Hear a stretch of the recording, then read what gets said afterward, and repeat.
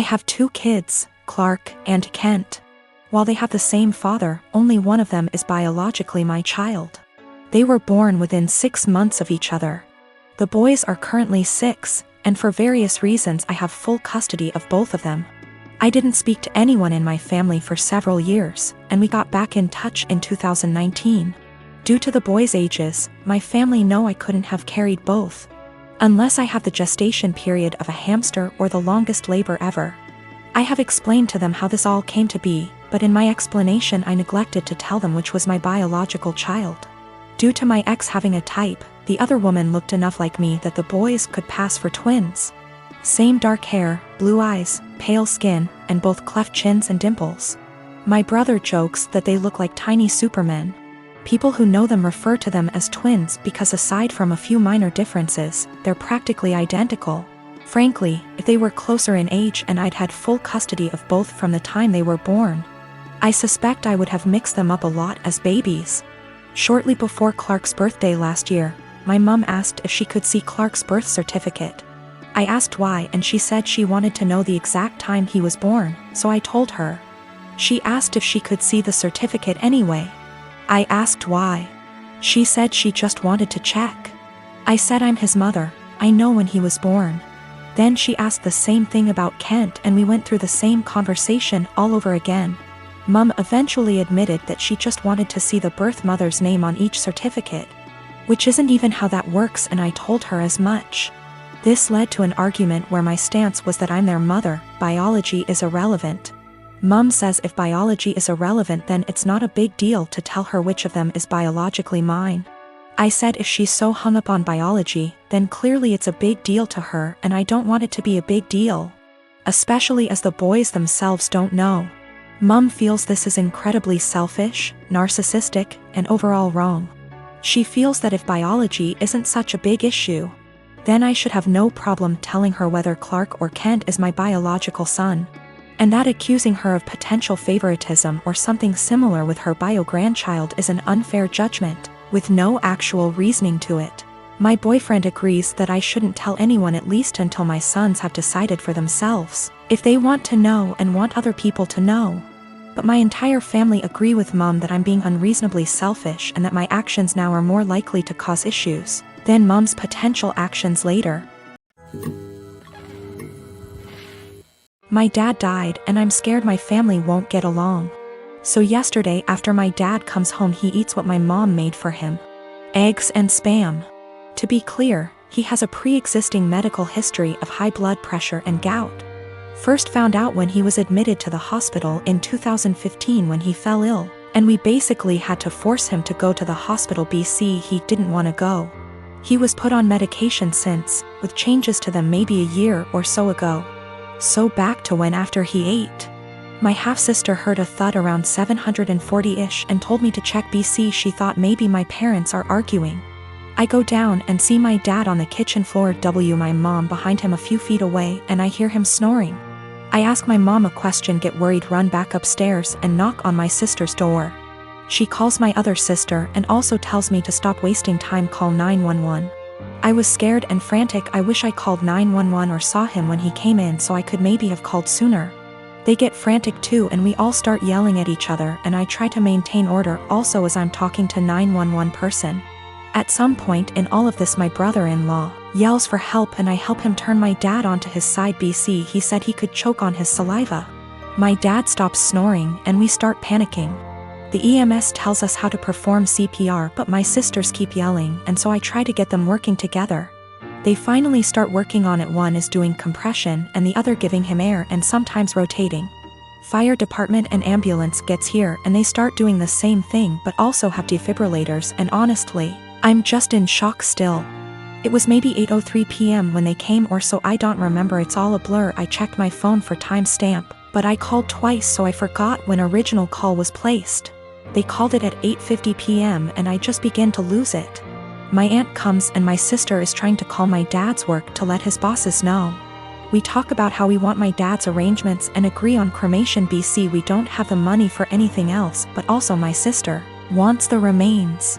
My mom is bipolar schizophrenic and my sisters and bro In-law don't get along her because of a whole history that would keep you here forever if I tried to type it. My dad was a bad person, but he still chose us and tried his best to provide regardless of his fallacies. He had my mom's back too, saying he wouldn't kick her out or place her in a mental home. My sisters kinda want that, I think, but I'm scared to talk about it. My mom is okay sometimes, but also acts up BC of her mental illness sometimes, and my dad and I were her constants regardless of what happened. My mom is old and still wants to benefit from some social security services that my dad had, but my sisters and I think we should get a majority control of his account. There's a lot of renovations to be done. BC he ignored upkeep of the house for a number of years, example, the roof. My mom is not very sad about the ordeal. BC she had a long history of mental abuse from my dad, and I understand, but we for some reason stayed together. It how to move forward except for one moment at a time, and I'm still waiting for funeral home to come pick up his body. It's 8:13 a.m. now, been waiting since night before. And I have been crying, but also I can't sleep, and I'm sorry if this doesn't meet guidelines. I just need to vent. Even though I told a few friends, I'm still in disbelief. How this will moving forward. I believe it can though. But it's hard to stay positive. I have looked up career possibilities as a moving military girlfriend, maybe someday wife. My boyfriend really wants me to go with him, but I don't know if it's the best thing for me, career-wise. Currently, I'm in school, going for my bachelor's degree. I only have 2 years left, and after that, I plan on getting into law school. He's in the Air Force, stationed in Texas, which he's been here for about 3 years now. We have been together for 1.5. Knowing that he's going overseas, it's possible he'll be stationed in different countries for a few years. What's holding me back is my career. Law school isn't meant to be jumping around from country to country without knowing where you'll land permanently due to the bar exam. Also, we aren't married, and I don't know if I should risk my career, which I've been very committed to being a lawyer, for a future that's a bit warped.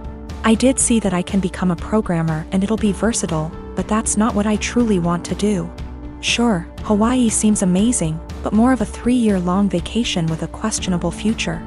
We both agreed that long distance wouldn't work since I would be all the way in Texas. Is it bad that I want to go but don't want to risk it all just to be put in a bad situation of misery? Also, if I do go, I'd have to transfer schools and go to school in Hawaii. That's already a very high tuition that has to be paid by FAFSA and student loans. Quite frankly, I'm also afraid that I won't be able to sustain myself separately from my boyfriend's income. I like to feel independent and know that I can fend for myself. Maybe that's a pride issue? I don't know, but I do know it's a high standard of living. That also adds to the jumble of thoughts. I will also admit, I am fairly close to my parents. In my Hispanic household, we have always been very united. I currently work with them in their small business because it benefits the both of us. I can go to school with a flexible schedule and still make good income, and they have a stable employee. That's something my boyfriend never really knew growing up. He's a Kansas boy, from a small town, with parents who split up when he was little. I feel like he doesn't understand how hard it'll hit my parents and I, being far away for 3 years. It also bothers them a bit that I'm not married but willing to leave, not knowing what'll happen in the relationship. I am a hiring manager at a tech company, and I was hiring for summer internships a little while ago. We had a guy, about 19 years old, applying for a summer internship between his freshman and sophomore years of college. It was a virtual interview over Zoom because of COVID. A minute or two in, when I was introducing myself, his mom came in and introduced herself and started talking about her son's work ethic. I thought it was a little strange. I said something polite about wanting to hear from him. She just didn't get the hint and kept coming into camera frame during the interview and interrupting her son to answer questions for him. I asked a few technical questions which he seemed to answer well, and then cut the interview fairly short. I thought that was all over and done with until I'd gotten an email from a woman, a month later, asking about her son's application. She seemed offended he hadn't gotten an acceptance or rejection. It bothered me. I felt bad for the kid, honestly. Way back when I was a teenager, my mom used to pull the same shit. But luckily she only did that when I was 15 and working for a day camp. Not when I was an adult applying for engineering jobs.